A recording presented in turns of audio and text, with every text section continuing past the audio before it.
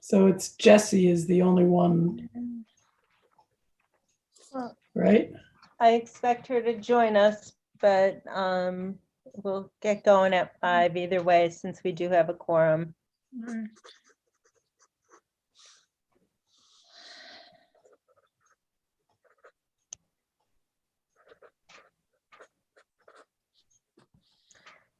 Thanks, everybody, for coming tonight. Michael, tell me when you're ready. I'm ready. Okay. Well, we will call the meeting of the Historic Preservation and Architectural Review Board of the Village of Cooperstown to order. And since Carolyn is here, the first item on the agenda is 41 Walnut Street. Carolyn, would you like to tell us about your project?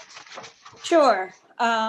We have behind the house a 2-story garage that is currently used for stuff.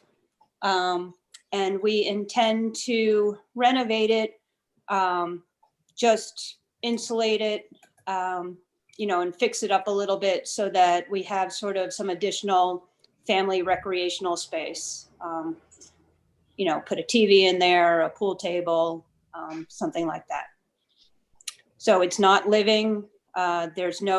Because we're below grade, it's, we're not going to extend any water or sewer to it. So it would not be used for any living situation. It's sort of pretty straightforward. We're just really looking for additional, space. So the kids get out of my house. They'll be gone soon enough, though, Carolyn, believe me. I know. Slowly but surely they will, and then they will come back, and I want them less than so. So did anybody have any questions for Carolyn about the proposal she submitted? Liz, can she screen share some of these things? I can. Jane Yeah, can I'll do give that. me 1 sec. Thanks, Brian. So you have include a replacement garage door and removing one of the garage doors and putting in an entry door and filling with siding, and then replacing windows on the second level, correct?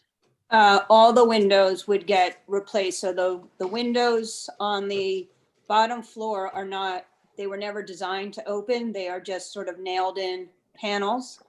As you can see in the front, so yes, those are both aluminum garage doors right now. We would remove essentially both of them, and Chad Harris, who is going to do the work, is going to sort of recreate a garage door facade where the left-hand garage door is, so that it keeps the aesthetics. Do fill in with the trim or the siding of the house, and then put an entry door that would be the same as the back of our existing house. The windows would be replaced, same size, same location, but they would all just be double hung, single pane windows, so that it matches the rest of the existing house.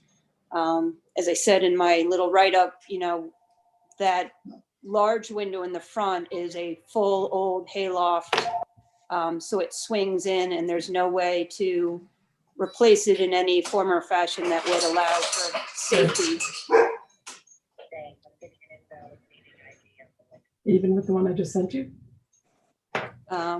So that's how we plan to, change the exterior, trying to keep in, the same context as the house. The neighborhood looks essentially the same as well. So I don't think anything is really out of character. Does anybody, Brian, is this helpful to have the screen? Yes, it sharing is. up? It is. Yes, thank you. Does anybody have specific questions for Carolyn about the project? Carolyn, Yes, what does the window look like in the door? the window that looks like in the door and the new In the door, door, yep. it's just going to be a half single pane and window. So it's similar to the window above? Yes, it'll look similar to the window above. Okay. So none of the windows are going to have divided lights, correct? Everything's going to be 1/1. I think that's what Brian is getting at. Yes, Yes, that was yes, that was sorry. the intent. Yeah, yeah. Okay. All right. Anybody have any other questions for Carolyn? And you'll have to excuse the mess on the side. We had cleaned out the garage so we could understand the space. And the configuration of the windows is not going to change. Nothing else will be moved except for that front garage door being replaced with a regular door and siding, correct? Correct. Okay.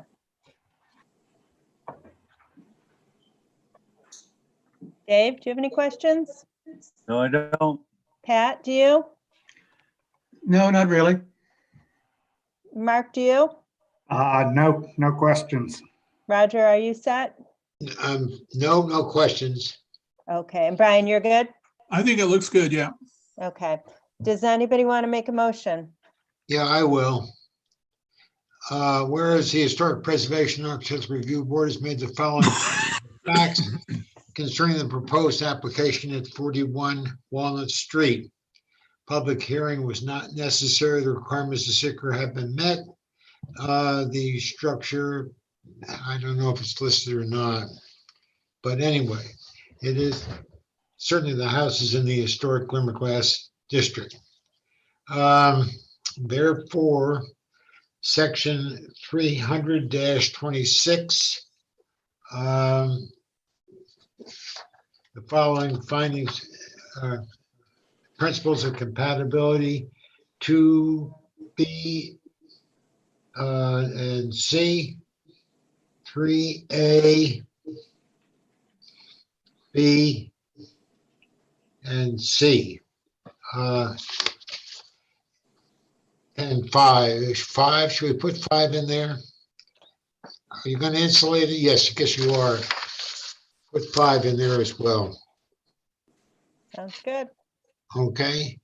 And so now therefore be it resolved that we, the duly appointed members of the Historic Preservation Architecture Review Board, et cetera, on this 12th day of January 2021, determine the proposed work at 41 Walnut Street meets the criteria for the historic and so forth. Do we have a second? I have second it, Liz. Thanks, Brian. Any discussion? Okay, all in favor, please state your name for Michael. Liz says yay. Brian, I. David, yes. Roger, yes. Mark, yes. Okay, Carolyn, thank you very much. Oh, thank you. And I have to tell you, Jane was absolutely phenomenal in helping with the renderings. So makes hopefully your job easier. And Mr. Sanford, I miss seeing you at basketball games. I miss seeing you also. Thank you very much. This was Those a were the days. nice experience. Good. Thanks, Carolyn. Okay. Good Bye. luck with the project. Thank you. Bye-bye. Bye-bye, Carolyn.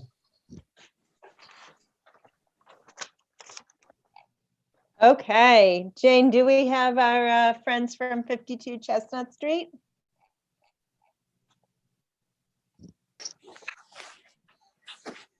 Is that Terry? Yes, I'm in finally. Okay, Sorry to be delayed. Okay, it looks like they're here now. Thanks. okay. Bye. All right, so Terry, you, We were having some problems with people getting on, so hopefully Okay. everything should be fixed now. all right, and hi, Jesse, thanks for joining us too. Terry, you have two applications before us. Why don't we talk about the field change first? That's first on the agenda. Okay, the garage doors are, so we really didn't realize when we originally proposed the project that the garage doors we had were 20 years old and we would not be salvageable. So, but when they came and took them down to start the project, they said these should not be put back up again. So we looked at the garage doors and we came up with a replacement. And I was at the December meeting, if you remember, and I noticed that the house on Lake Street had a specific design that got approved. So I actually asked for that design, so that, because I thought it was already approved within the village, it shouldn't be a problem. So that's what I picked. And that's what I'm submitting as the replacement doors for the two that we had before. We're getting them through Action Garage Doors of Oneonta, and they're two individual 9x7 doors with remote control garage, independent remote control garage door openers. Does anybody have any questions for Terry about the garage doors? What are they made of? They're metal doors and they're insulated. Metal insulated.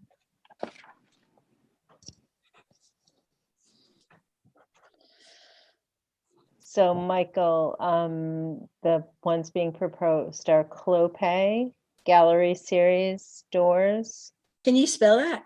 Clopay Gallery Series doors.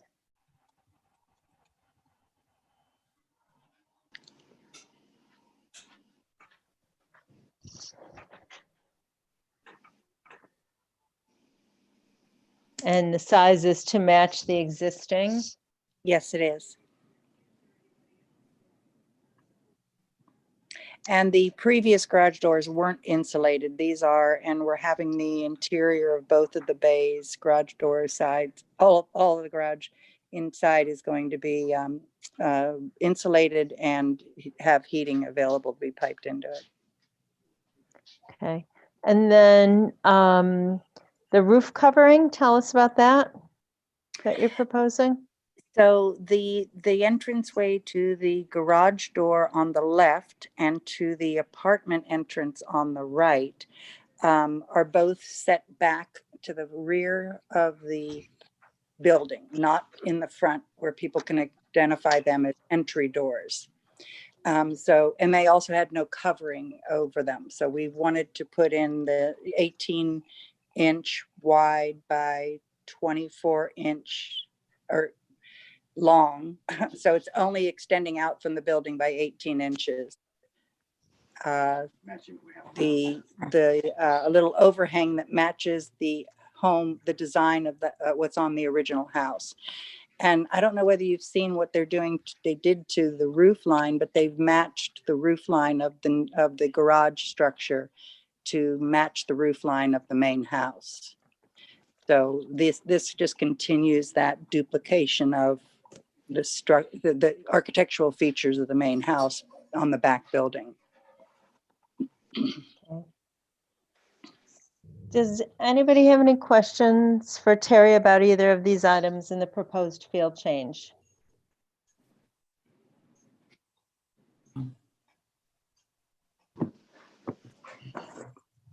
So I just,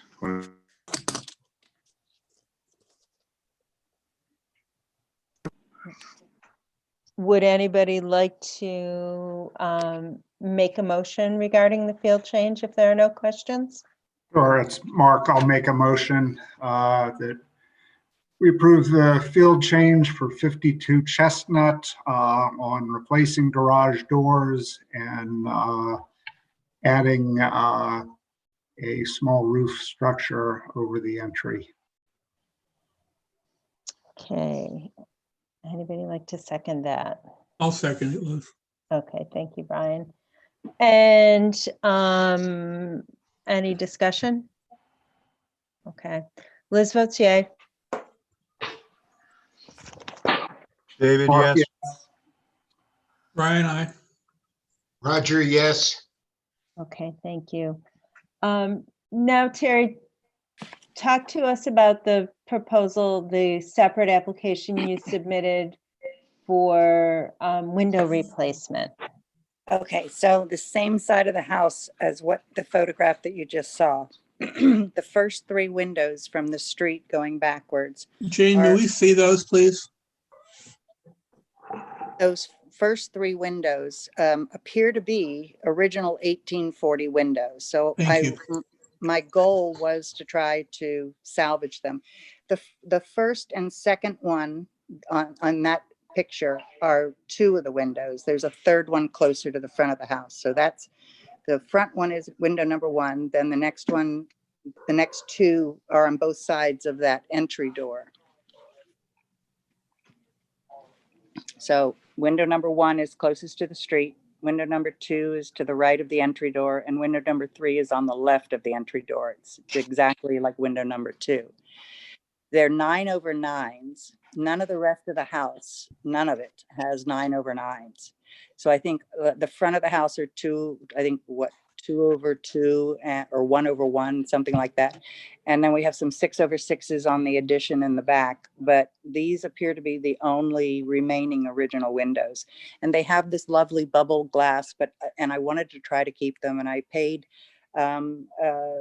Brett Hernandez, who has used to do all the post offices in the county, to try to salvage them, and we just don't think they're salvageable. As he tried to work to reconstruct the wood separators, the glass started to crack, and so we stopped and we left it. And I have the storm windows on one side and the shutters on the other side, and we were going to just wait until the weather got better. But in the meantime, the glass started to fall down. Some of those cracked pieces started falling out and hitting the inside of the between the window and the storm window. So I've decided that it just doesn't make sense to keep trying to invest money in trying to salvage them, and I should just bite the bullet and replace them with the 400 series that we're doing on the back house. Did you talk to James Richards? You're around the corner on Leatherstocking, who also does window restoration? No, I really haven't. I've got good recommendations. I did go on Celebrate Cooperstown for recommendations, and Brett was someone that 3 different people recommended, so I went with him. Okay. The windows above it in the picture Jane had up earlier look like they're 9/9 also? Well, one of them, let me chime in here because Okay, I've actually please do, gone and looked Jessie. at these, and I've also admired these windows for a very long time. You're right, Jane, they are original, almost certainly. You had these in the front of the house, but in the early 1800s, someone decided that they wanted fancier 2/2s. In the upper story, the one at the rear of the house, it matches the ones below, except that it's a 9/6 because the upper story is slightly lower ceilinged. And it also gave you the sense that the house was taller when you had slightly smaller windows in the upper story. So you got 2 things going there. The other one, someone clumsily did a replacement and they reversed the configuration on that upper story one. So that upper story one that's on the right, closer to the front of the house, is actually a vinyl sash replacement. And someone tried to replicate the configuration of the lights, but they put them in the wrong way. These are salvageable by someone who knows what they're doing with this kind of a window sash, and that may not, I mean, these are pretty early. I've done this work myself, so I can speak from personal experience. It's a little time consuming. It's not the sort of thing that everybody wants to fiddle with. And I realize that we have very few contractors around here who understand how to work with windows like this. This is the key, is understanding. James Richardson would know how to do it. He's very backed up, so I don't know how long it would take for him to get there. But on the other hand, he has done windows where he's just put in an insert in the interim to keep the so that you are protected, takes the sash away, and then works on them and will bring them back. The windows on the front of your house have storms over them, and the storms are protecting the windows. And so you would want to look at putting on storms over these if you did. No, I put storms over everything to protect everything as soon as we got. I knew that I had to wait to figure out how to fix these bottom 3. And I haven't, but we did try through July, August, and September to restore them. And it just wasn't happening. And I'm happy to try to restore them as long as it's not going to cost me $2,000 a window. I don't And- know. I don't know how much it will cost. Replacing them will cost you how much? I think it's like 500. That's low. Okay. One of the things that I've you already have- invested, about $1,000 in trying to fix them up. Okay. So, I would give James a call, just to see if he'll come down and have a look. It is really right around the corner for him. Okay. And do you have James' last name? Richardson. He's Okay. at, what is it, 20 leather stocking, 18 leather stocking. He's up there on the right-hand side as you're going up towards the railroad. And it's Richardson Window Works. Is Yeah, that the Richardson Window business? Works. Window. And Okay. he has a manufactory down near Red Shed, near He's in the same building. yeah. If it turns out you can't replace them, you just can't deal with it. Please Yeah. don't put them in the dump. Give them to me. I'll keep them. Oh. I'll keep them. No, absolutely. This is, I don't want to see these go into the landfill because they No, really no. are unusual survivors at this point. I want anyone who would love them I would want you to have them, because I wanted to keep them because they're glass and their history. I really was hoping to be able to salvage them. I think that you need someone who's more sympathetic with what there is. The post office, people who work on post offices, they're working with mainly early 20th century stuff. It's a different story. The windows they're made out of heavier stock. They're not the same deal. These are very specifically an early, first half of the 19th century, and they're unusual. There aren't very many of them around. But the lumber that they were made out of is really great lumber, and it will last if the work is done. The lumber that they're made out of is really where the problem is that seems to that has been somehow or another it got subjected to, there were no storm windows on there when I got it's a south exposure. Yeah, and, exactly. And they haven't been protected, but I would urge you to try one more time. I will. I appreciate that, and I will, because I do care about those windows as well, honestly. But as I say, if it turns out you end up determining that you're going to come back and ask to do replacements, I think you should replicate the configuration rather than going with 6/6. The 6/6s in the back part of the house, those are part of a renovation plan, or may even be a younger part of the building. And 6/6s would be characteristic for that, but not for the original building. Well, the problem I have, if you look at this building, is every single direction you look at, there's a different kind of window. And the only place I have 9/9 are these three. Well, you have those three, but in the upper story, you have 9/6s that go with those 9/9s. Those were part of the same plan. The second story was 9. So you actually have 5 openings, 4 of which still have their original openings. It's the full side of that house. It's the whole. That side of the house is pretty intact.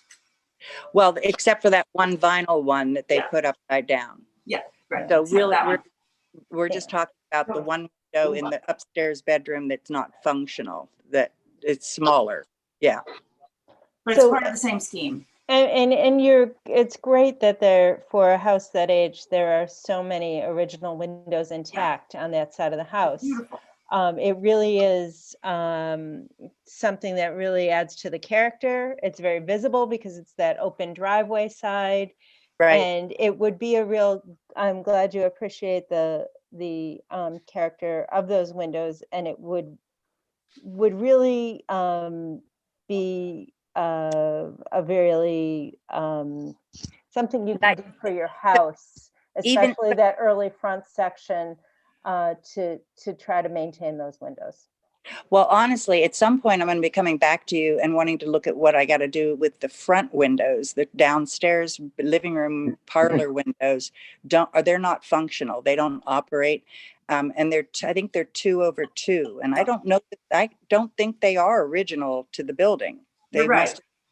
What would happen when you had a building, if you were well-to-do and you lived on a nice street, and Chestnut Street at that was a nice street.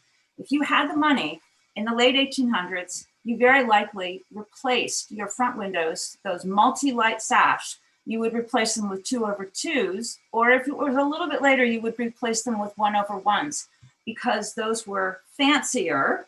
They required larger glass, which was a later technology.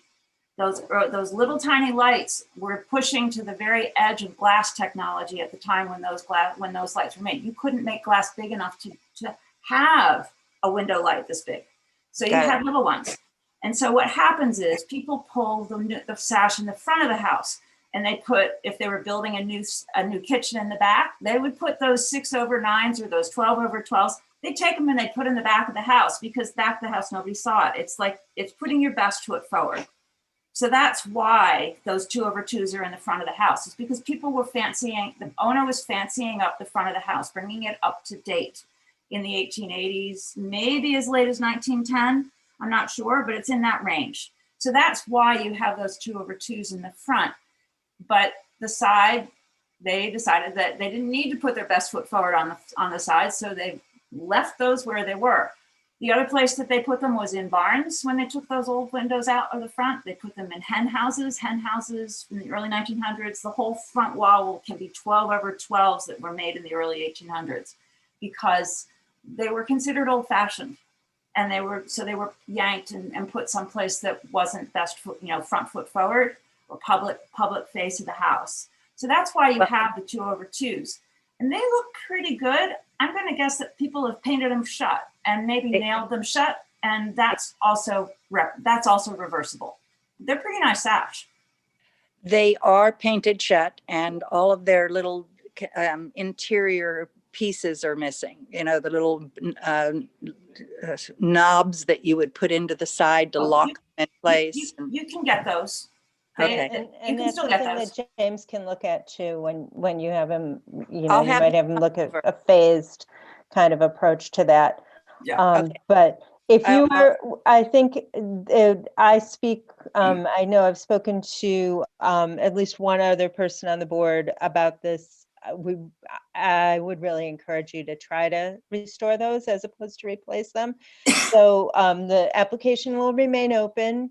Please talk to James. I think I could come up with 1 or 2 other names if James' timing doesn't work with you. And we can try to help you find the resources, the right people who work on the 19th century windows and understand them, to try to maintain those windows. I'm happy to work with you and try to make that the goal. I mean, Great. that is the goal. Yep. And that has been Thank my you. goal from the beginning. That's why I protected them from both sides until I could figure out what to do. Thank you. So You're being a anyway, good, you're being a good steward. Yeah, your house Well- will thank you. we want the place to survive. We've completely, renovate or reinforced our foundation from the interior out and everything, so that the house is standing solid again. So Oh, that's great. That's good. we're doing our best. We'll get back in touch with you after I have James Richardson come out, and I'll have him look at both the front windows and the side, but we're still focused most on the side right now. Great. Okay, can I just say one more thing, Liz? Sure, Roger. Terry, I really appreciate your dilemma, and I totally agree with Jesse about those windows. And I live at 12 Main Street, and depending on what side of the house you look at, all the windows are different. Yes. I mean, it's incredible. So that, There's there's no no- consistency. So Part of yeah, the charm. I mean, Well- a house has a history, and you've got different histories showing up in different places. they're all different. They're all different, Terry. I mean, my God. they Anyway. really are. It's like flip a coin as to which one you want to go with. But But James Richardson, I can testify, a number of the windows here had a variety of mechanisms to open them, half of which did not open. And he worked on all of them, and now they all work with, you can open them all with one hand. It's just amazing what that guy can do. But anyway. well, Anyway. I'm willing to spend as much as twice the replacement cost to try to Oh, reconstruct. Terry, you're noble, So- you're noble. Yeah. Good. And Yeah, I know it's frustrating sometimes when you look around and you feel like you said, decide which one to go with. But each of those windows tells a story about the history and use of your house. Right. And, Right, do what? if you really begin to think about the change over time that happened and what it represents, it's kind of neat. So kind of beginning to understand that from the technology Jesse was describing to the additions and reuse of certain windows in other places possibly. So begin to think about it outside the box like that too. Well, I appreciate having access to Jesse's understanding and knowledge of the windows because I went to the Historical Society. I went to somewhere near Fenimore Museum right next door to the building. And the library. And I pulled as many documents as I could on the house to try to get as much background information, and there really On the bottom wasn't. of the stairs. So thank you all for your time. You're welcome, Terry. Thank you. So am I approved for the garage door? Yes, we voted. Yes. Okay, You're all thank set. you. All right, Thank you. bye-bye. Bye-bye. Okay. So thank you all for participating in that discussion. We'll move on to number 4, 8 Hoffman Lane. Is Ian on, Jane? Great. I am. Can you hear me? Yep. Thank you for having me. I guess I haven't presented before, so I'll do my best. We have come to the board for approval to, I guess, replace or resurface the main metal roof on 8 Hoffman Lane. The property is owned by a Scott Hayford, but with our application, we do have his signature because I'm sort of local and I will be taking over the lease on the property.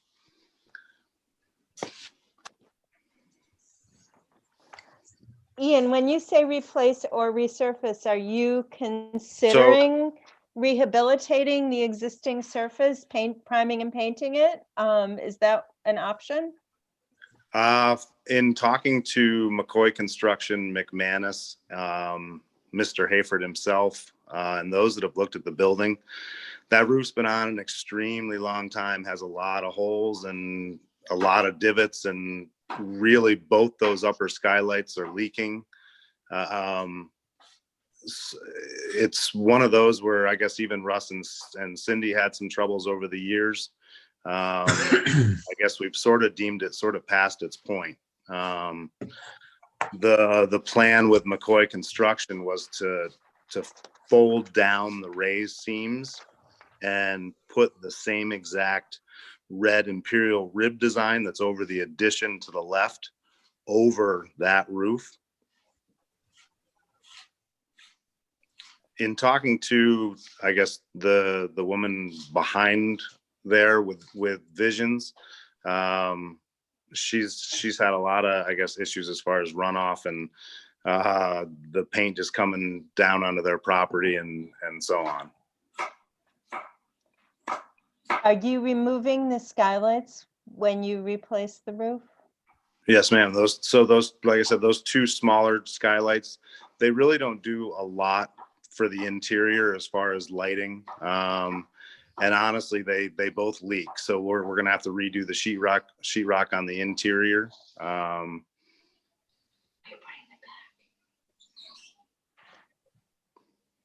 It's one of those. So the second part of this is as we do that the main part within this application is, yes, to remove those skylights and to carry that main part of the roof over the deck.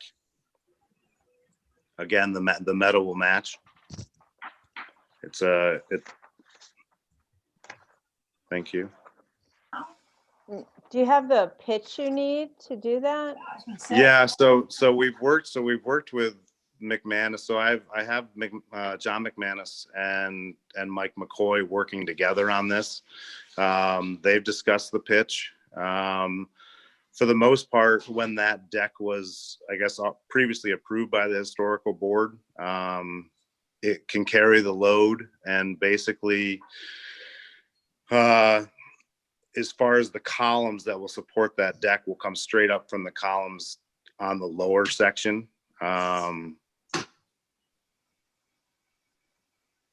So the roof would be almost flat? No, it'll pitch off. That way we have some runoff. And for the most part, the roof will start just above the skylights and come out toward Oh, stage. So okay. the drawing you gave us Oh, stage. so okay. the drawing you gave us shows it starting at the end of the existing roof. That So ends it, it shows it on the eaves, but you're actually starting it a third of the way up the roof face. Oh, sorry. I guess my drawing wasn't the best. No, it's basically halfway up, and it'll come down over the deck. So And there'll then- be a stepped roof that comes about to here. This one will continue down as it is, and the other Correct. one will come down and then lessen Go. on an angle over this whole deck. now Correct, is- yeah, correct. Is John doing the engineer drawings that are going to be needed for a construction permit for this? He will, yes. And what's going to happen with that dormer type window? Yeah, that little kind of dormer. Or is that a that'll- doorway? That's That- the that's a- doorway. that- That's a Okay, door. That's a sorry. doorway of the deck. Yeah, so that'll have to stay. And for the most part, all the siding that you see right there, like the current railing, we'll take that off while we're building the roof, but then we'll put it all right back. It'll stay blue. It'll stay white. It'll just have the roof over it. Jane, do you have a close-up of the roof Ian is proposing? Can you show us the back roof? This is as much as I can get. Okay. It's, So, but according to Ian's email, you specified exactly what it was going to be. I think that was Yeah. So the metal inserted. the metal that's over that addition is it's a 19 gauge, 3 feet wide. So that same exact red, the best that we can match, will go over the old roof.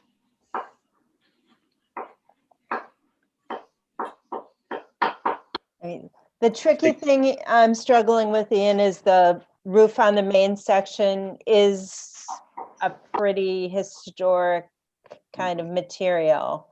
And certainly, Astronomically expensive. I understand part of the character of the building. That's the kind of, the new addition has a newer roof, but that older roof is certainly contributing to the character of the building. Does anybody have any questions or comments for Ian?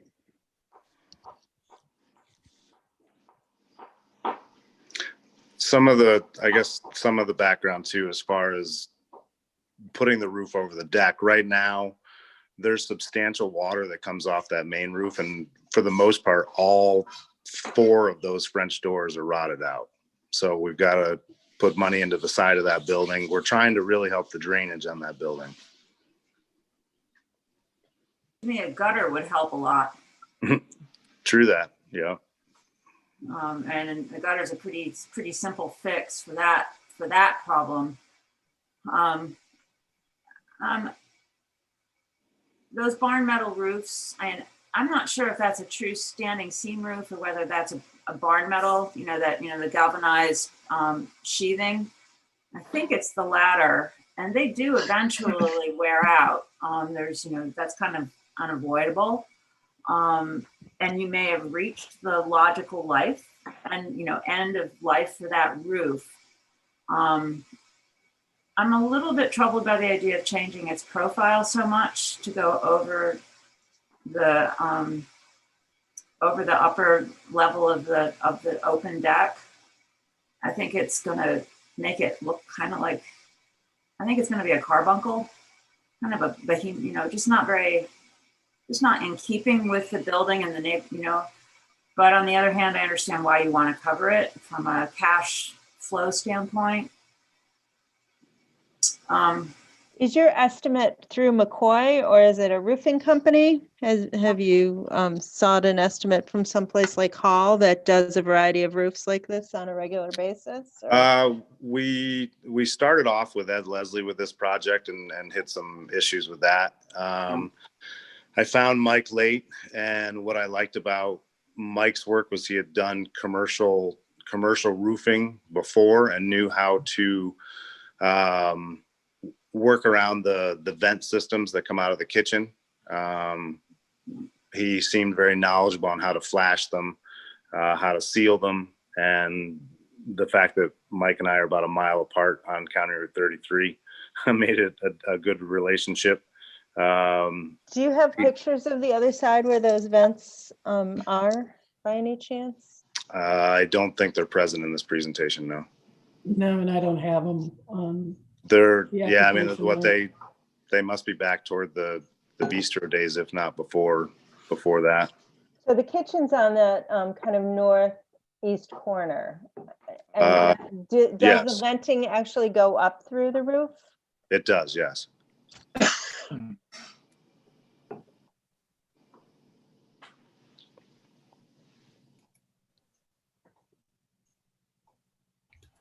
It will change the look of that main portion pretty dramatically with that more contemporary metal roof. I guess I would ask, or I would change my application if the deck roof is, I guess, not going to work, then being able to replace the main roof, I guess, is at least something that I'm asking to be considered. Okay. Yeah. And so replacing the main roof in kind is with the same profile? Is that what you're saying? Yeah, we'll at least keep the main roof as is, but with the newer imperial rib. Okay, so that's not the same profile then. That's what I'm saying. Sorry. Yeah. We're Go ahead. We're trying, I guess, to avoid the raised seam cost. Have you gotten more than one estimate? I know you were saying you've gone through different contractors, but have you gotten than one estimate for that? Thank you, Jane. I guess I went off the fact that John, there we go. Yep. John gave me approval that Mike was a good contractor. In losing Ed, I just continue to lose time. We're trying to get this done, hopefully, as the snow breaks in the first part of April, with the fact that we're opening May 1st. Yeah. And like I said, I felt comfortable with McCoy. So what's the treatment on this north side with the skylight? That skylight will go away. What about the boxing around that stack with the ventilator?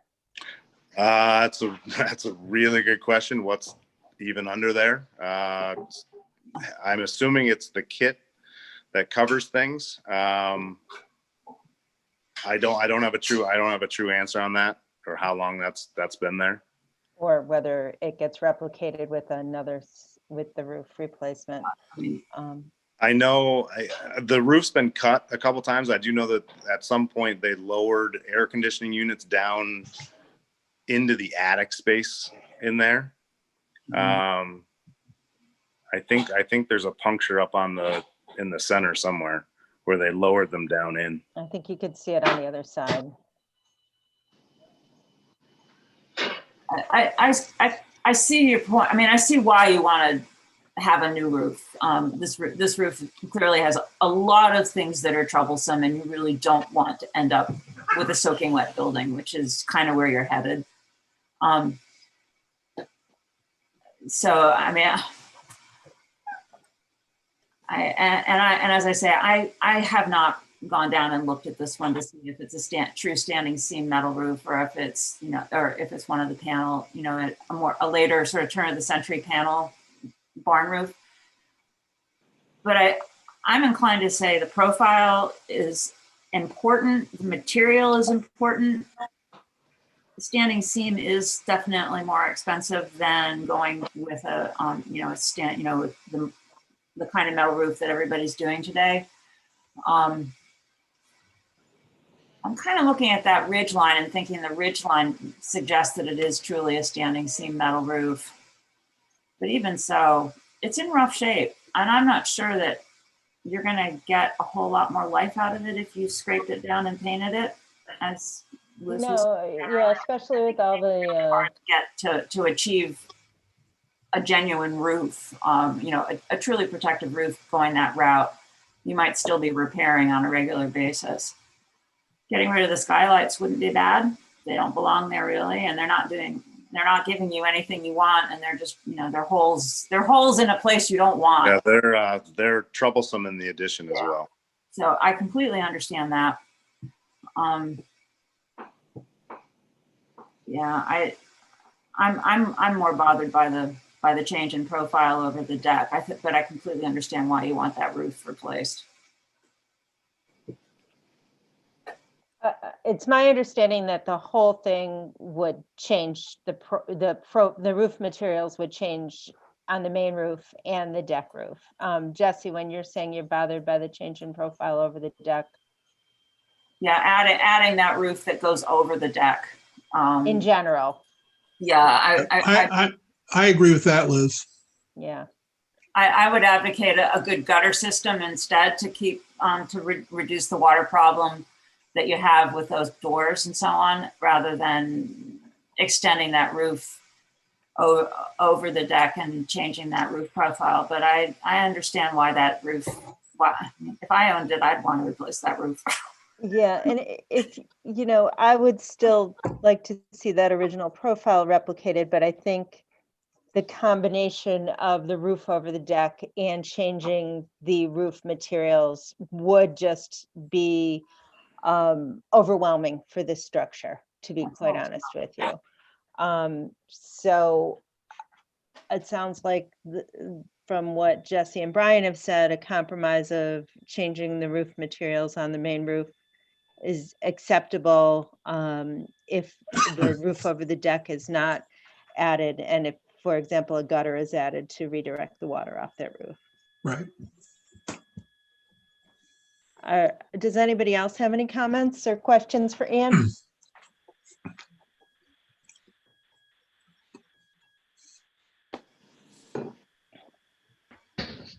Well, I don't object to the change of the profile. I think that's debatable. It doesn't bother me that much.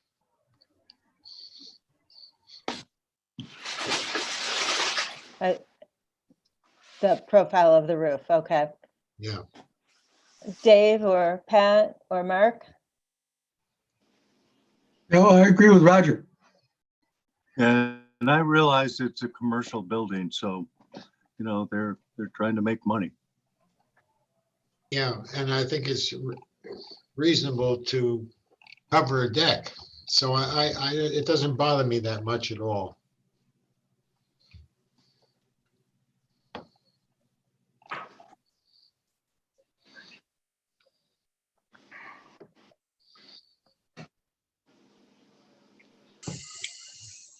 We'll make it look nice.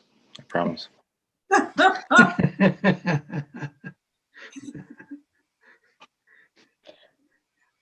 Let's see. And my biggest concern is your pitch, and now that I know, and can you please make sure, if this is approved, the final drawings that accurately represent how that roof is blended are submitted for the file, because that was pretty confusing when I looked at the drawing, how we were going to establish any kind of a pitch. The way the drawing is. No, I know John has talked to me a lot about that and how that's all going to have to work. Especially with his engineering brain. But no, I mean, we have talked a lot about that and how to support the loads and how that's going to come together. And you're proposing the color to match the color on the addition? As best we possibly can. There's some fading that's been on that roof, but we will try as hard as we can to match that red. It should be fine.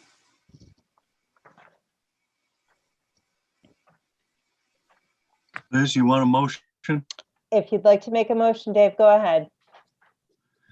Whereas the Historic Preservation Architectural Review Board has made the following findings concerning, what's the number here? 8 Hoffman Lane. 8 Hoffman Lane.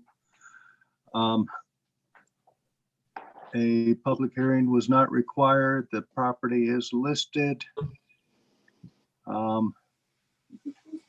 I will feed you. And therefore, according to section 300-26E,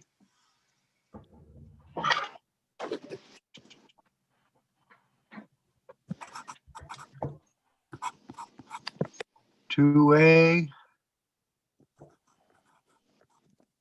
B, C, and 3A, B, C, and D. And before we go any further with the second, Mark, I know you had to step away. The motion Dave is making is to approve as presented with the change in profile of the roof and the roof over the deck, just so you know. Thank you. Okay, sorry, I just wanted to make sure Mark knew what the vote was on. Do we have a second? I'll second. Okay, any discussion? Okay. Anybody want to start voting and say your name for Michael, please? Roger, yes. David, Brian, yes. nay. I'm sorry, Brian, go ahead again. Nay. No, I don't like the roof over the deck. So, Mark, yes. Okay. I am also going to go on record as with my concerns about the roof over the deck and vote nay, but you do have an approved deck. Thank you. Yep. Thanks, Ian. Good luck with this. Right. Perfect time to be opening a restaurant. We have all got to have hope that things will get better. Thank you all. Yep. So what was the final vote? 3-2. Approved. Approved, I 3 think to 2. David and Mark, Roger, David and Mark said yes, and Liz and Brian said no. Correct. Okay.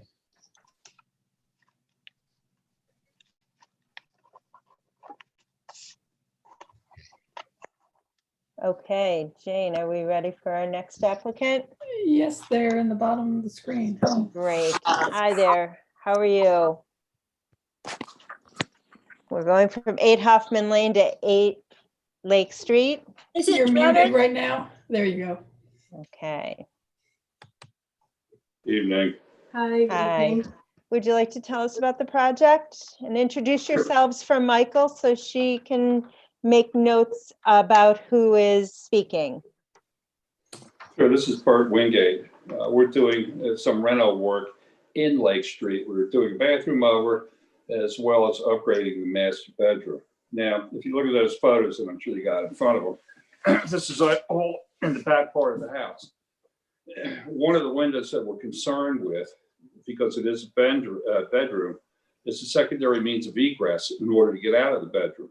These old double hungs only open about 14 inches wide by 32 inches, so they don't fit the criteria for what a secondary means of egress is. We're proposing to put a casement window in there, which exceeds minimally the amount of square footage it takes to be in compliance with the requirement for code on a secondary means of egress. Okay, that gives you a good idea of the area that we're talking about. That's correct. That's the window that we're talking about in the master bedroom. Okay? Wait, and you're telling me those windows are how wide? That window right there, they're all a little different. If you see the one to the right of that where the bathroom is, it's not as big as that one. That window right there, that circle, is 32 inches wide by a little bit over 50 inches high. When you open the lower part of it, it does not fit the criteria for a secondary means of egress. What So about the window on the side of the bedroom over the porch? Same deal, it's even smaller. This window here, because we're in the bedroom, besides getting an egress window, there you go. besides getting an egress window, the natural lighting, normally you have anywhere from 10 to 15 square feet as a rough guideline for the amount of natural lighting that you have in a room, depending on the square footage. Are you This criteria, changing the size of the dormer too? I'm sorry Excuse to me? interrupt you. Is the width of the dormer being changed also? no, we're just going to keep the Yes. dormer the same. The trim detail, if you look at what we've got there, with the side lights on the side of the casement window, we lowered those windows so the trim detail can go down over the top of that without affecting the dormer at all. The But it roof is of getting wider. That's correct. The If dormer or wider. the window? I'm sorry? Is the structure of the dormer getting wider? The dormer itself is not going to change. The trim detail on the dormer, in order to encapsulate the two side lights that are on where the casement is. If you look at that, you can see the side lights are smaller, and we did that in order not to change the shape of the dormer at all, just bring the trim detail down over the top of it. You're changing the dormer. The dormer is quite a bit wider. The dormer is the whole structure of that window. Yeah. Its roof and its walls. That's the dormer, and that is quite different looking. We're not changing where the dormer roof is. We're bringing the trim detail on the front of the dormer to encapsulate where the two side windows are. So you're flattening the overall. Okay. So yes, you are widening the dormer. Oh, okay. I'm Yeah. not sure. The ridge and everything stays exactly where it is. Yes, but the dormer Yes, is I know. almost by about 65%. Are you talking about the spatial area where the glass is? Is that what you're talking about? Yes. This is wider right The whole here than this is.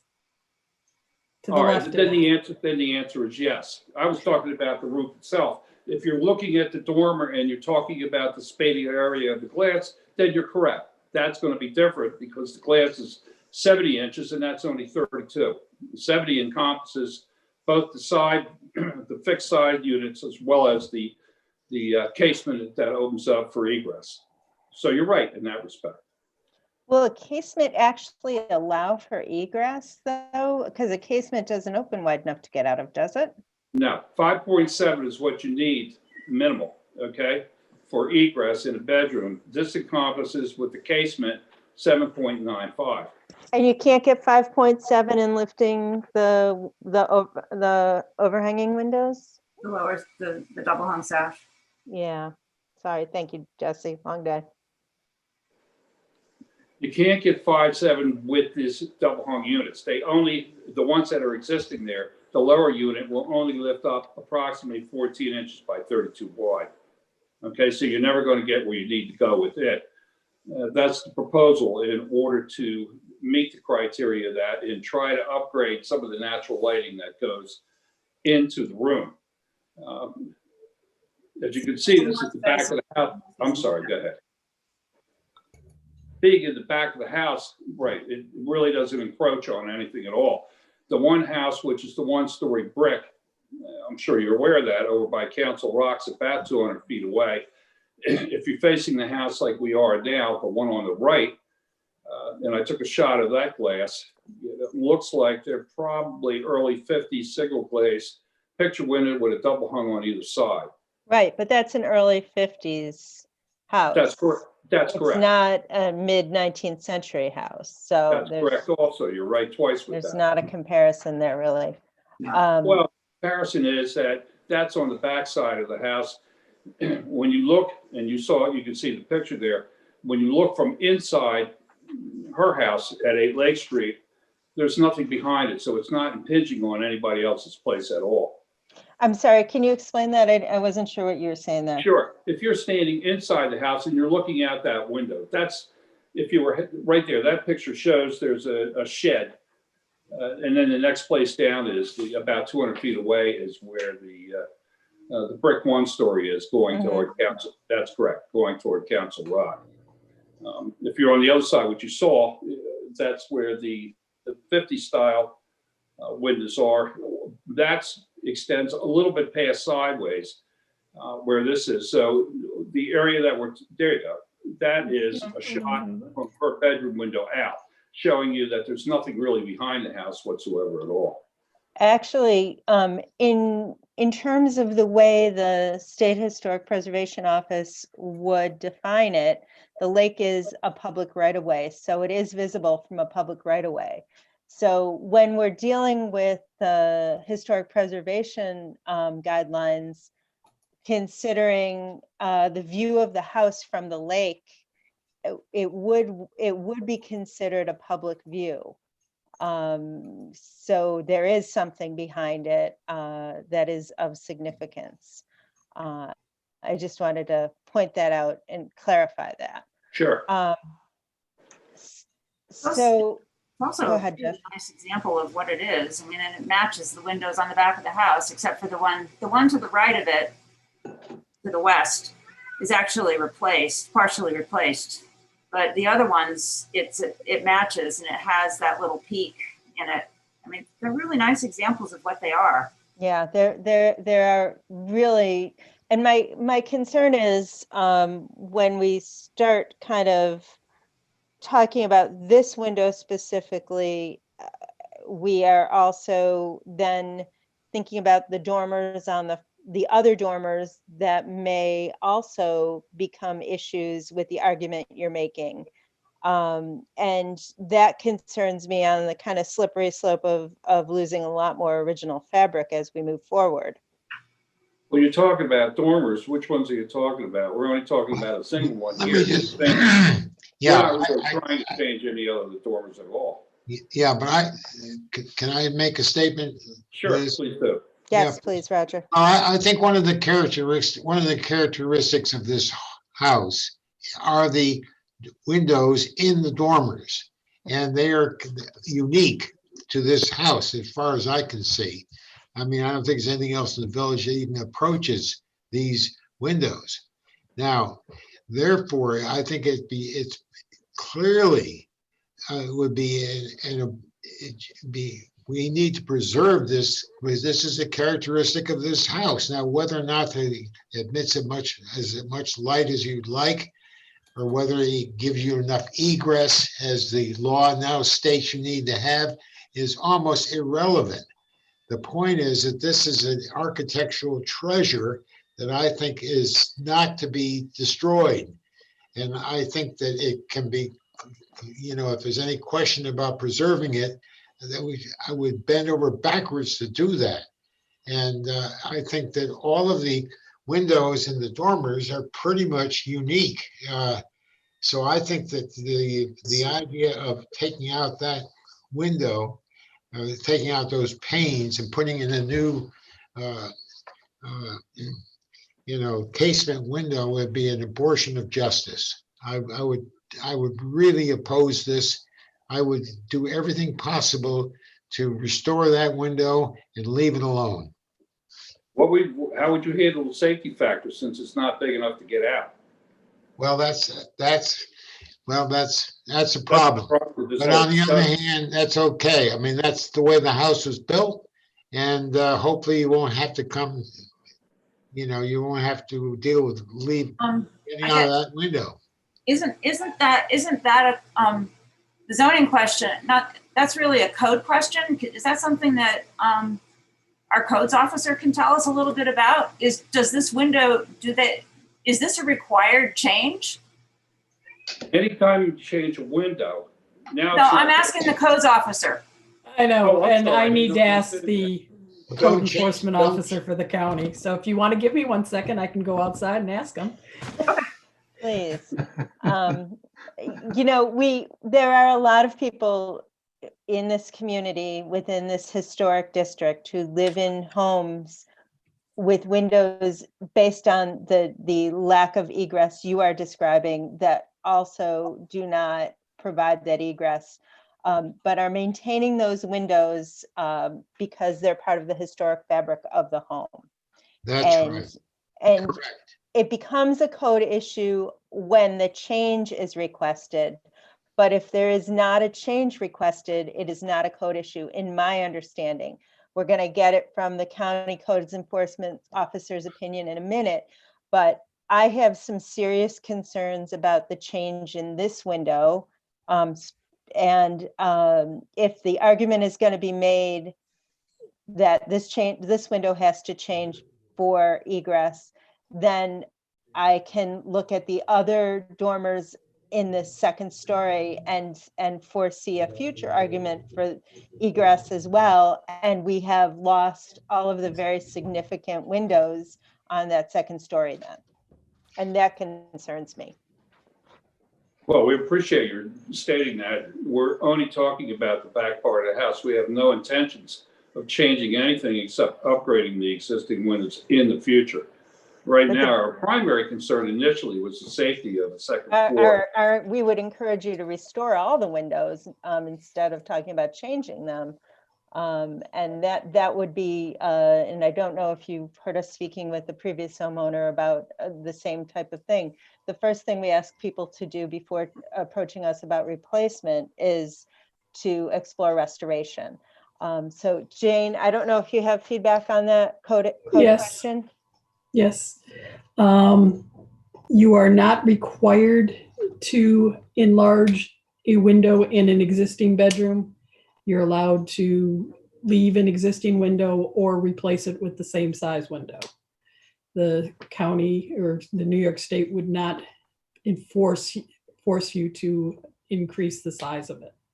As long as as long as the room is an existing bedroom. If you created a new bedroom from a different room, then at that point it would need to be increased in size. But So Jane, are you saying that it's possible to just take that window, the size that's existing, and replace it? Correct. Or Okay. restore it, which would be our preference, because the profile of that window is very unique and it's, Jesse, you can tell me if I'm incorrect. I did not get to look at the historic nomination, but my assumption is it's called out on the historic nomination. And as I said, even though you're saying it faces nothing, it does face the lake, which is a public right of way. So it is visible from a public right of way, which makes it significant in terms of the historic preservation district as well.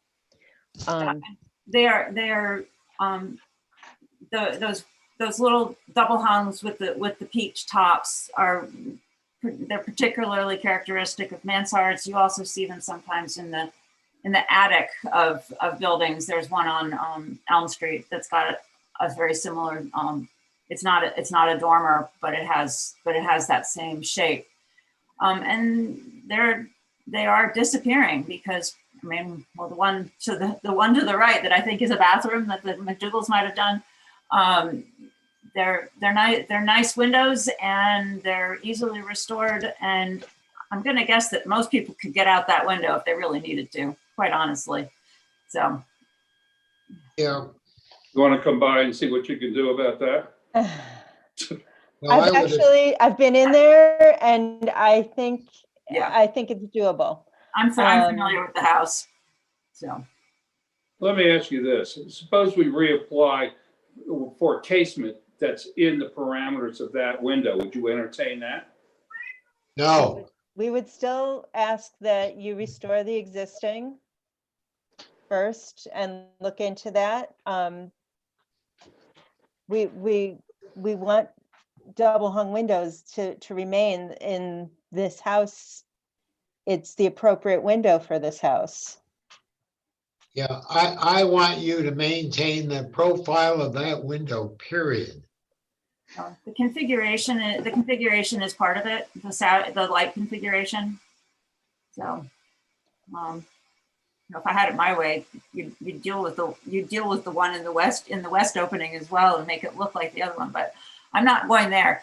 But they're very nice examples of what they are, and you've got several of them in the building. In addition to this one, there's another one, to the west. That's correct. And then there's also ones in the front. So I think, That's isn't correct. the one to the west opening the same? It's just been muddled up at the top. I mean, that would be. Oh, you may be right. I don't know. I've got an interior photo. Yeah, no, I think you're right. Before the house sold. And it's just the storm is different and it's been filled in, but the original window is there. Yeah, That's right. That's Yeah, okay. correct. You're correct. So it's really ideal if you begin to explore the restoration of the existing windows. That would be this board's strong recommendation. Well, I would appreciate that and take that in consideration, but we're going to overlook whatever safety factors are in light of just trying to restore that window, correct?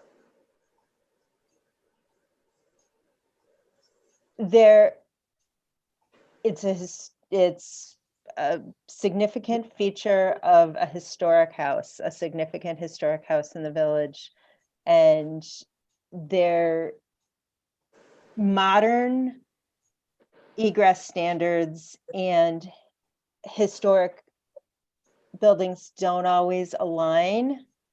It does not mean, because it does not meet modern egress standards, that this could not be a window used for egress. Right. Well, we'll give consideration to what you've said tonight, and we certainly appreciate your input. That was good of you to do this. I'm going to have to take a closer look at that. My concern, and I'm sure you would agree, is the safety factor involved in that. If we could do something with the existing window, we will. If not, we might reapply and see what your input is with maybe a different approach to this window. How's that sound? We would. You understand, Butch, where we're coming from, don't you? I do. All right, fine. That's all I think. And I think that you're looking at something which has significant relevance. And so, be very careful when you decide what you're going to do other than just restore what's there. No, you're right, Doc. I do appreciate what you said. That's why we're here tonight, to see what you're feeling about that. Let me look at this again and see if there's another approach to this where we can keep that intact, and then we'll let you know what that decision is and see what your input is on that. How's that sound? All right, great. We'll go that way. Good. Where are your dogs? Okay. Where are the dogs at? Hold them up. I know they're there. Oh, God. Give you a cat instead if you like. There's 4 of them trotting around. It's going to be dinner time. The dogs are under Carla's feet right now, not Roger's. Yeah, well, they're doing better than we are, aren't they? I am delighted that this house is going to see a renaissance. I hope that its renaissance is thoughtfully reflects the intact nature of its character. It is a great surviving example of so much 19th century material. And I felt very lucky to have seen it before it changed ownership, and really you have a gem, something that most houses do not have anymore in this or many other communities. And I hope that that is not taken for granted as the work is done on it. She doesn't. She appreciates both what you said and the integrity of the house and the historic value of it. So we're not trying to overlook any of that whatsoever at all. You got your hands full. It's got a really interesting history. Got an interesting history. It's a fascinating place, right down to the painting in the basement. And everything in between, and talk about a wonderful location too. So you really hit the jackpot, and I hope that you're able to, kind of really embrace the house's character as you move your work forward. Good deal, and thank you once again. We appreciate it. Thank you. We'll be looking for the dogs, Raj. We'll see you guys later. Take care. Have a good night. Yeah. Thank you. Okay. Nick, thank you for your patience. Would you like to tell us about the work at 19 Leatherstocking? Sure, absolutely. And I have to apologize for the disaster behind me. I'm actually in the process of renovating my own house. So it's living through a renovation is always chaos. At least you have an excuse. My house usually looks like that, and I don't have. The renovation going Yeah, on. I know that feeling. Oh gosh, I'm just happy to have plumbing again. Okay, so this job, it's basically we're looking at a door and a window replacement on the side of the house. So I guess some background that I wasn't in there, but just why this is even happening. The clients are renovating their kitchen. And as part of that renovation, they wanted to improve access to the kitchen by increasing the door size. And they also have this situation in the kitchen where it's funny. I really relate to this because I have this right now and it drives me crazy, where the cabinets, of course, run right in front of the window and all your dirt and junk falls behind. So basically, those are the area of impact. On the window, we would be essentially increasing the height, and we would also be sort of shifting it up like 6 inches or so that the cabinets would not be running above the window anymore. And the door would move another 4, it would grow 4 inches to the right. And so one thing I wanted to point out that I have in there, currently there is just 2/2 double hungs, which is what the whole house has. The clients had indicated a preference for a casement. With that being said, if you come back and say, no way, they will do a double hung too. So I think in the application, I had asked for both. But, I will leave that to sort of your, voting and discretion as to what you feel is appropriate. Nick, I'll ask for some clarity really quickly. Yes. When you say shifting the height, Yes. is the dimension of the window going to stay the same and it's actually going to get moved up? Or Well- you're shifting the bottom up so you are Actually- at level of the cabinets, Well, it's funny. basically? I guess actually we are basically keeping the window the same shape and size. We're just shifting the whole thing up because we are going to redo the header in order to increase the height because it's actually oddly low in that room. Yeah, I mean, it's kind of a curious. I'm looking at this.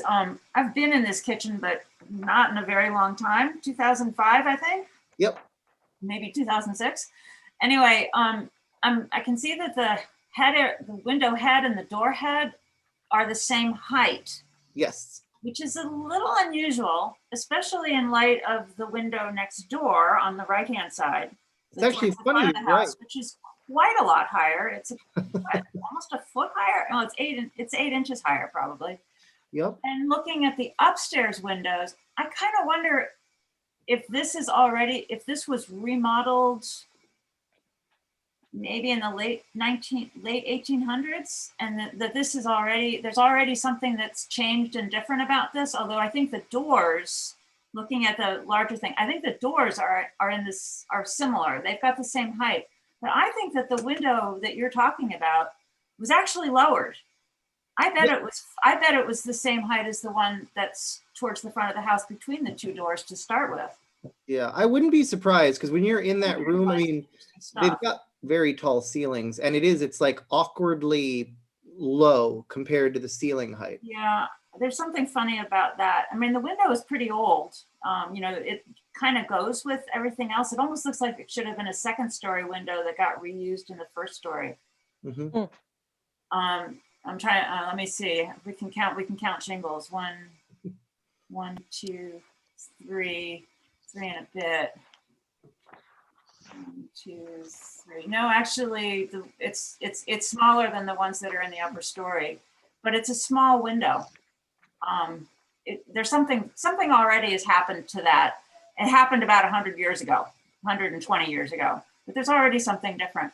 And the doors, is the door that you're talking about replacing the same width as the one that's to the right of it towards the front of the house, or are they different widths? It would be a different width. So currently it's the same, but I want to say it's like a 30 or a 32, and 32. we would be increasing it to a 36-inch door. And it's a kitchen door. It's a kitchen door. So it basically, the left of the door would stay the same. It would just grow 4 inches to the right. Would it, and what's the door going to look like? So it's in there. The door, the current door is a a 3-panel door where it's a half glazed. It's actually, the current door does not look like the one on the right of the screen. Right. It's a 3-panel door where there's one big glass, a horizontal panel, and then 2 vertical panels. So we would basically, actually, we would do something similar to the one on the right, but we were at least planning on just doing one giant glazing area and then 2 panels underneath. Kind of a more contemporary look. Yeah. than the one to the right. You know what? It would basically look like the one to the right, but without that center Amplifier. style. Yep. Yeah, I'd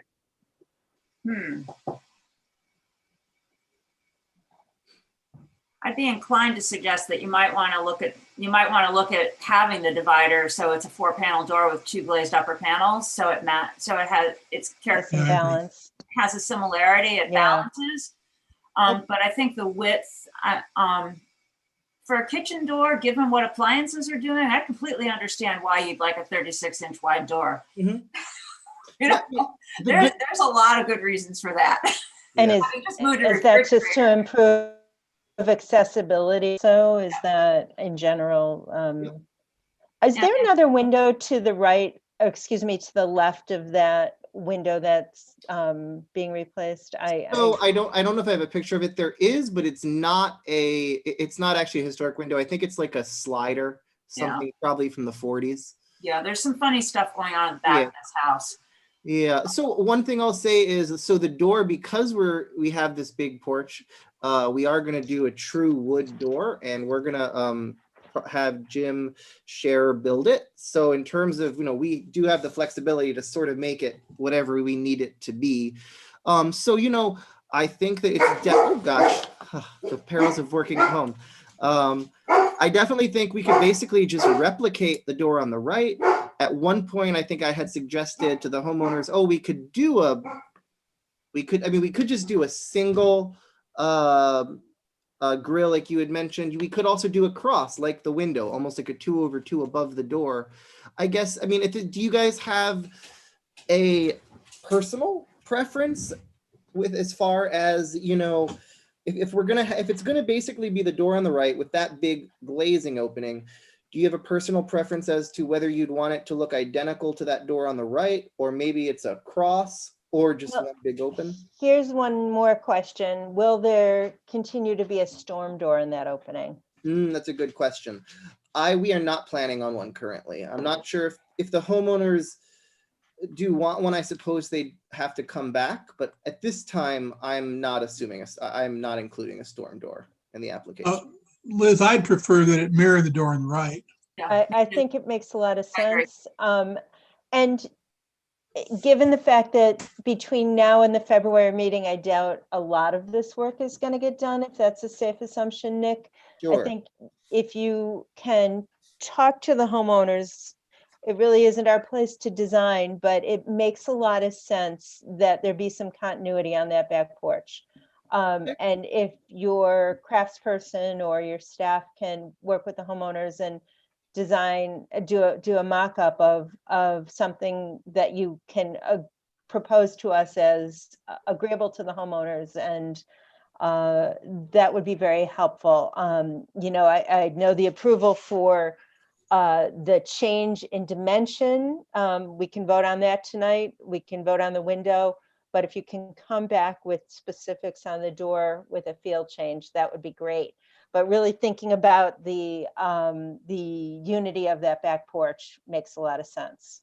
Well, and so I think from the homeowner's perspective, I actually agree with you. I think basically matching the door on the right aesthetically is going to be the best decision.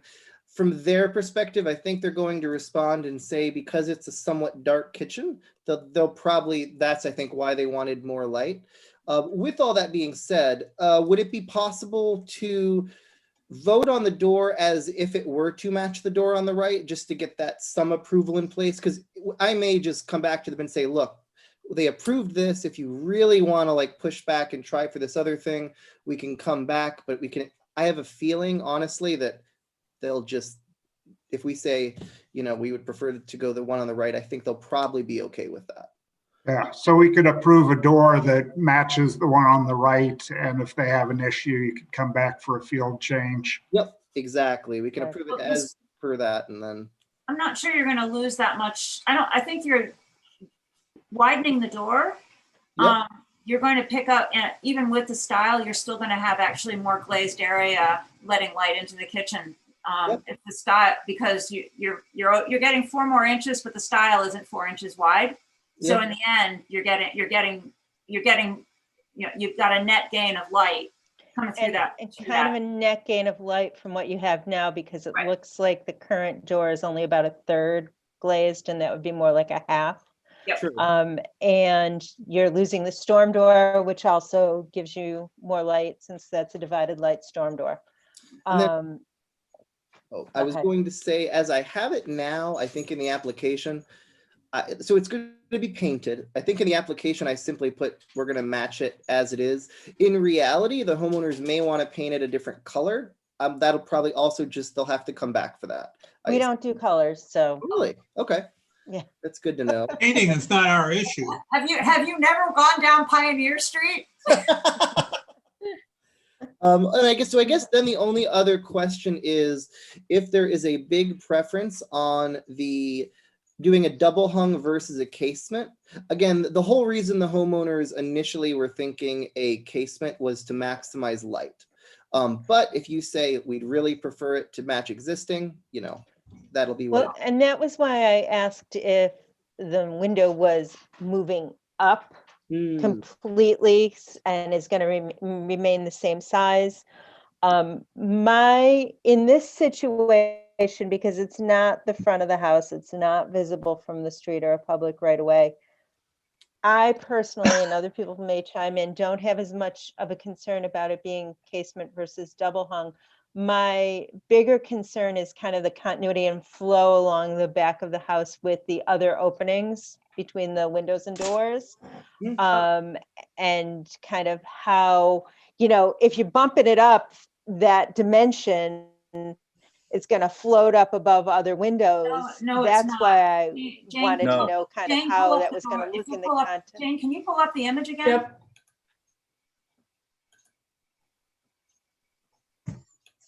Okay, you can use the shingles as a way of seeing what the line is. If you carry this line across, it matches this door. But when you get over to the window between the two doors, that window is a full 8 to 10 inches lower than the window that's on the other side. And the windows, by and large, That's rise what I'm saying. above the door casing. So if you raised that window to So basically if it's two shingles, you but would, with that frame, yeah, so you I mean, get you the could just same move the whole place. casing Okay. up.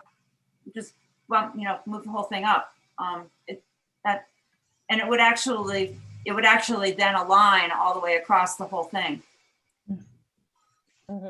Okay, got it. I don't understand Okay. how a casement's going to allow that much more light. It won't. You're probably right. You know? It's probably not a big thing. I think it was just, we're talking literally an inch more of frame, which you're right. In the grand scheme of things, is it gonna make that big of a difference? Are the cupboards, what's happening with those cupboards inside? Are they gonna go away so that you don't have that problem with the cupboards being? No, there will still be cupboards there. So, the window, one thing to note is that the bottom of that window, the top's going up, whatever it is, 6 inches, but the bottom is 2. Yeah. The bottom, yeah. It would actually match what's going on with the one between the doors better that way, I think. If the tops are at the same level. One of the things about a casement is it's probably easier to open that window than a double hung window that's behind, has got a cupboard in front of it, just because you have to get over the cupboard to raise the sash.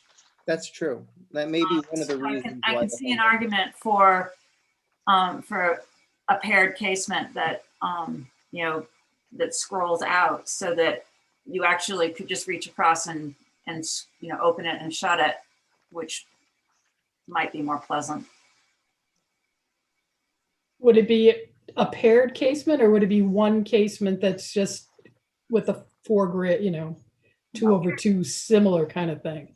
As I have it now, it would just be one, like a door, just one casement with That's its a big casement. It's gonna be heavy. It's gonna wanna hang off those hinges pretty funny. Well, I'm trying so the rough opening for that window is 36 inches, but currently it's not. I mean, they're currently, well, let's see, what do I have here? If we, I do have somewhere, I think maybe, There we go. you know what, I think in the window order, I included one order for the double hung when we were considering a double hung at first. It might be at the end. Oh, I see. These are the key. Okay. If those are just some other little details. Okay, so this was when we initially were pricing out the double hung. So that's basically, that's the size of the existing window. And actually, so yeah, 32 by 52. So even though the rough opening is 36, yeah, the window is significantly less than that. If you're using a double hung window and you're not changing the size of the opening, why aren't you reusing the sash? Yeah, that was my question. We have, sorry, if we have a double hung window and we're not changing, And Why you're aren't not you using the changing same the window? opening size, why aren't you reusing, why aren't you restoring the sash? well, I suppose, I suppose it is an option if we could, because like we said, we're essentially shifting everything up. It's something we could explore. I think it was just a matter of when we were doing it. I mean, it is probably an original sash, or, it probably comes from the building somewhere. Right. I know Red Point does this kind of work because I used to rehab sash for Red Point years ago. So oh, really? No. So we could. I mean, I suppose it was. I think it was one of those things where we started doing it, and at first we were not going to increase the height of the window. We were just going to basically bump it up 6 inches from the bottom. And then at one point, I think I was just like, you know what? This is going to look ridiculous because it's going to be so squat.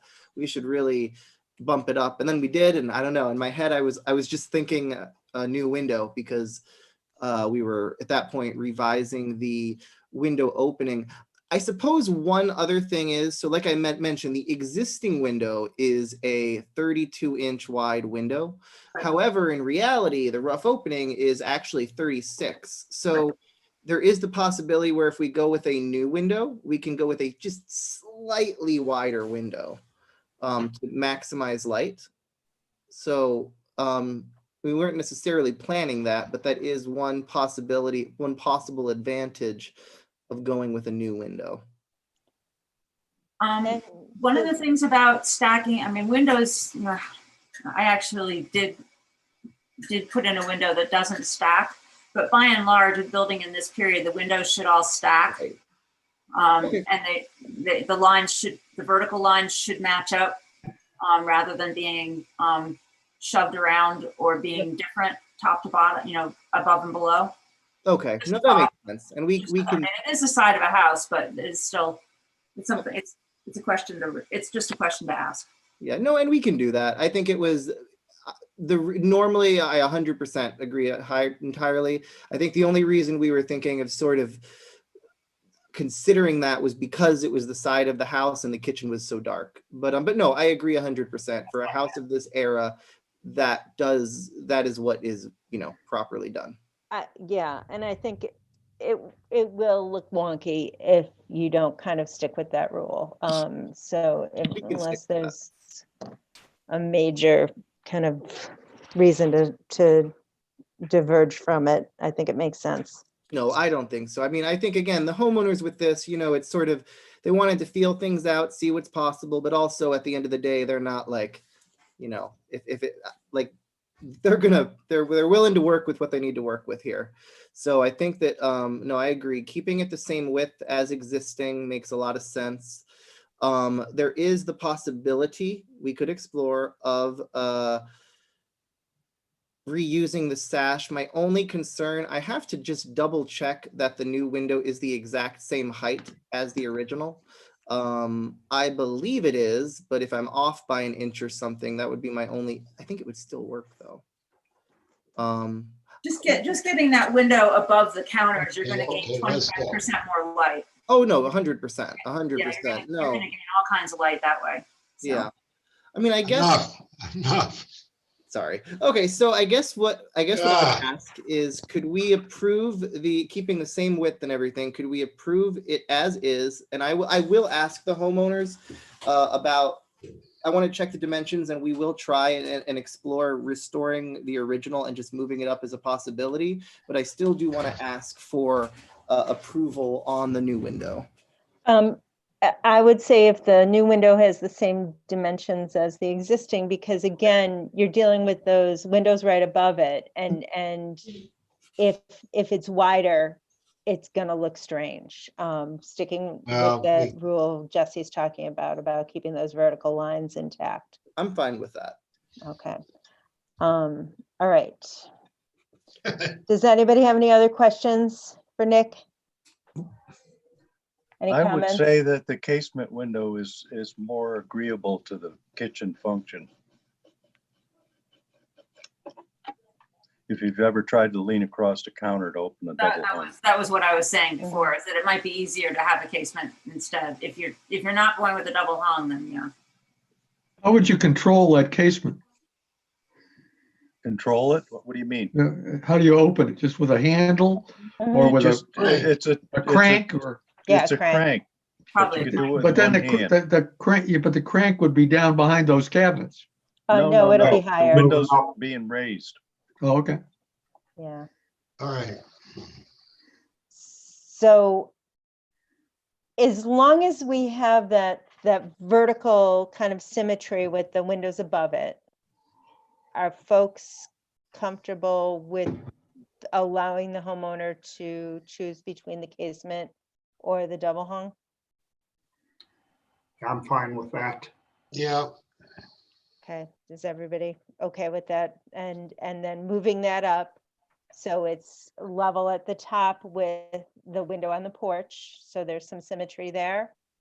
And working on a design for the door that reflects the design of the other door on the other side of the porch. Yeah. And getting us that for approval as a field change. Okay. Would it be something, could we That's pre-approve? good. Oh, sorry. Could we pre-approve matching that other door just so that if they approve it, I'll just have Dimensionally with the new dimensions of the new door within the, yeah. Okay. All right. Anybody have any other comments? And if you could get us a drawing of that door, that would be great. It would be good to know what you finally end up doing with the window and a drawing of the door and a better kind of clearer drawing that reflects where those lines are gonna kind of land. Okay. Okay. All right, would anybody like to make a motion to that or some other effect? Sure, I'll go ahead. Thanks, Mark. Regarding work to be done at 19 Leatherstocking, the Historic Preservation and Architectural Review Board has made the following findings. Structure is listed.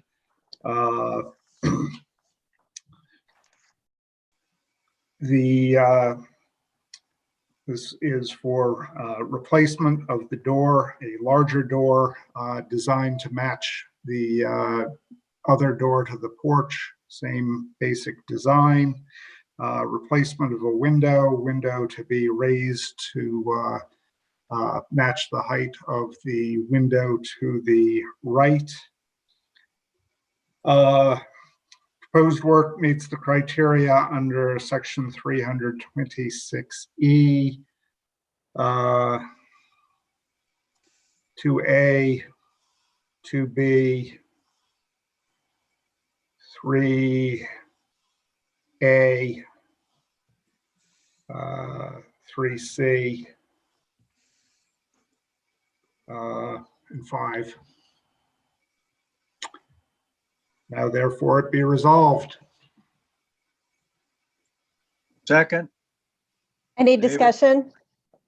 Okay, go ahead. Sorry, I didn't mean to jump on your vote, Dave. Roger, Second. yes. Brian, yes. David, yes. Liz, yes. Mark, yes. Thank you all very much. Thank you, Nick. All right, have a good night, guys. You too.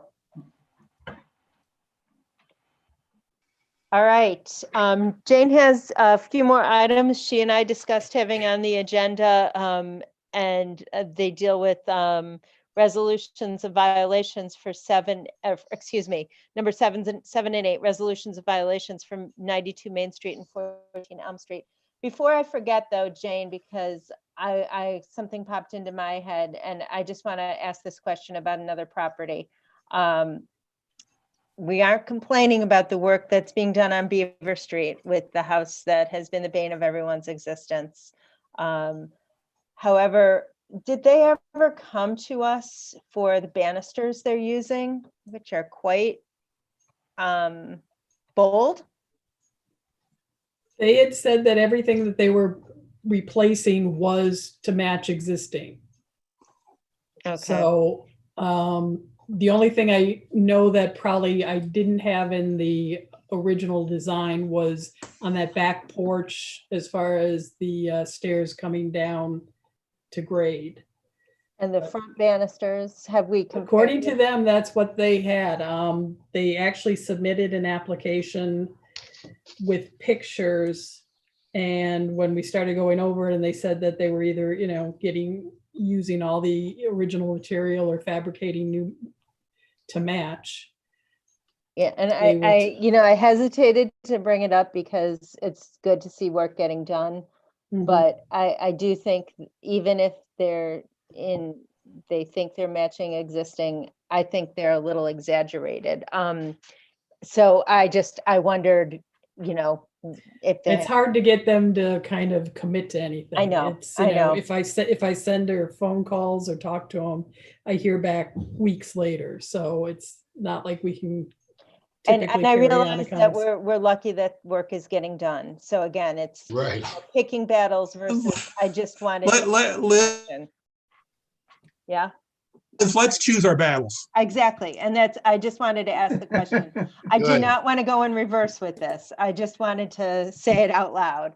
So They knew they're talking about Thank you. rebuilding a garage or putting in a garage. They know they have to come in for that. They were talking about putting some kind of an upper balcony off the back of the house. They know they have to come in for that. And like I said, everything else theoretically was just repairing and, maintenance. And we'll just make sure from here on out that we double check that their details are accurate. I agree with you completely, Brian, and I hesitated to bring it up. I did just want to kind of check to see where we were at with that. Okay, going into number 7, resolution of violation for 92 Main Street. With a lack of movement on the letters and communications Jane has issued to 92 Main Street, I asked Jane what we could do next to move things forward. Jane, I don't know if you have any feedback from Martin that you can report on. I know you were trying to get his feedback. When I bring it up, he talks about the fact that the next step is for him to file, citations with the court. Now, and then he mentioned that there was one project that this has happened on before I started. So I went into the files, and that was one of the things that I sent everybody in your packet was he actually creates a legal document, but it looks like all of that is based on a resolution, a notice of decision from the board. So that was the one thing that we haven't done. We've talked about it, we've written the letters, but there was never anything officially created by the board to make a notice of decision, as far as I know. So I figured that would be the next step that I could turn over to Martin for, both 14 Elm and 92 Main, at least, to get him to maybe start working on this again a little more. Okay, well, let's deal with 92 Main first, since that's the first one on the agenda. You gave us you gave us a copy of the second notice dated September 21st. And then the next step would be the resolution. I don't, like I said, I've never heard or had anything explained to me as far as what the actual procedure is. All I know is that eventually it has to be something that Martin has to file with the courts. And going back in the file, it looks like the one that was done for 100 Beaver or on Chestnut Street, I guess it is. That's that not, it- yeah. Yeah, that one started with you guys actually creating a notice of decision. And that was So- before I was on the board, actually. So Yeah, Roger, I remember that quite clearly. And basically, we passed a resolution that the issue be referred to the village lawyer to proceed with the next legal step. okay. And that, once that was done, the owner of the Chestnut said, oh my gosh, and got things corrected. But I mean, we had to go that route. So I would, So just question, so this refers to fine or penalty. Do we know what those look like? With the latest adopting of the code that happened at the end of last year, the latest version of, give me 1 second, I'll pull it up.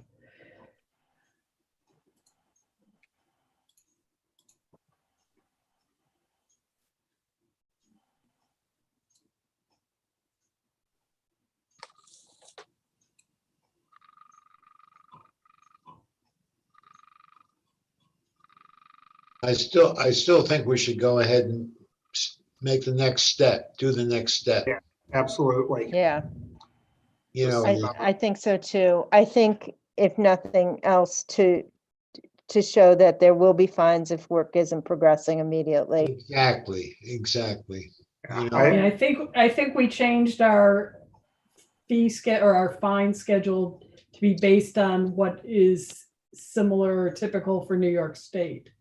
Okay. First, I mean, any person who violates any provision of this chapter, including but not limited to building or altering any structure, using any land in violation of any statement or plan submitted, will be liable to the following penalties. First offense, up to $350 and or 6 months imprisonment. Second offense, up to $700 and 6 months. Third, up to 1,000 or 6. And then it goes on to say that each week of a continued violation after notice will constitute a separate additional violation for the purpose of conferring jurisdiction upon courts. Violations will be deemed misdemeanors. Okay, so it sounds like once the first actual notice gets served, if something doesn't happen, you know, I'm not saying that the work has to be done immediately, but if something doesn't get looked at, it does look like they have the possibility of serving this thing weekly. Yeah, having served on another board in another municipality, we had a non-responsive homeowner, and when they were threatened with fines of $100 a day, suddenly they were very responsive. that's right. So I'd make the motion that we refer the whole issue to Martin Tillapau and give him the green light. On 92 Main and on 14 Elm, do we want Yes, one 14 motion Elm for? the same way. Okay, Yeah, One I'll motion. second. okay. Any I discussion? mean, Wait. Okay, Roger made the motion. Who seconded? Mark, Mark, Mark. okay. Mark seconded, and the resolution is to, what is the resolution? To legally proceed with the violation. I mean, if you noticed, if you looked at what the resolutions were that for 100 Beaver, I'm assuming. Regardless of that, we should go ahead and do it. Brian, did you have a question? I was just going to say, as per the recommendations of the village attorney. Yeah. Yeah, exactly. the enforcement of the Right. He can, violation fee structure yeah, he can and look at the law. implementation. Yeah, What I do you guess, want me to actually write? so I think if you look at the citation from 2011 and said, that first bullet point there, serious disrepair of the structure, and Okay. no progress has been made. The second bullet, third bullet's great. Fourth bullet's great. Okay.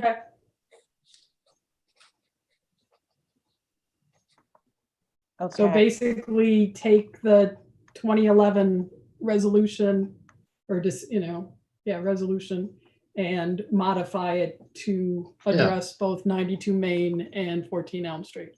yeah, yeah, I mean, 14 Elm is a little different because it's a non-habitable, or it's a building that right now had serious damage to start with. I'm not sure if there's something specific well, that you want that's to to be cite that resolved. one. I think with 14 Elm, the big concern is the securing of the facade so damage does not continue until it's beyond repair, especially Well, this. but that's, yeah. Good. In the front section of the figured. house.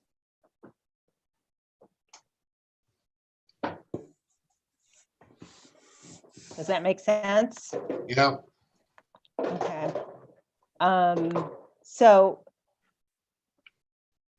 Michael, do you have enough to kind of get something down that Jane and I can work with once you pass it along to Jane and we'll finalize it?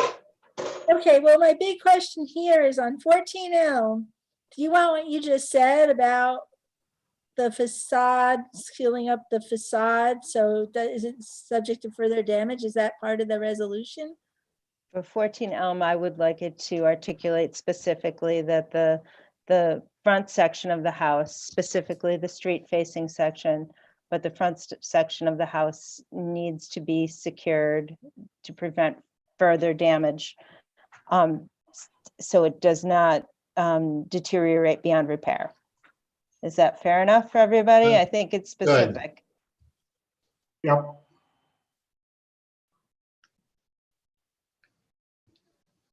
All right. Okay.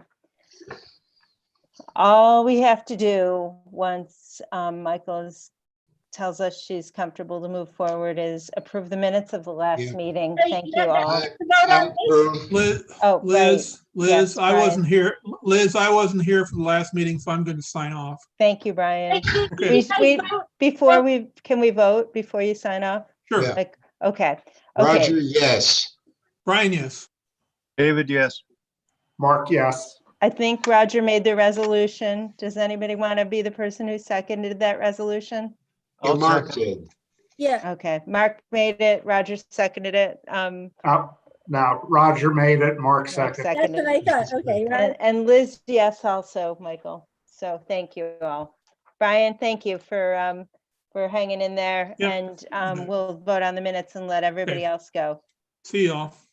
Good night. Bye, thank you. Okay, has everybody had a chance to review the minutes from the last meeting?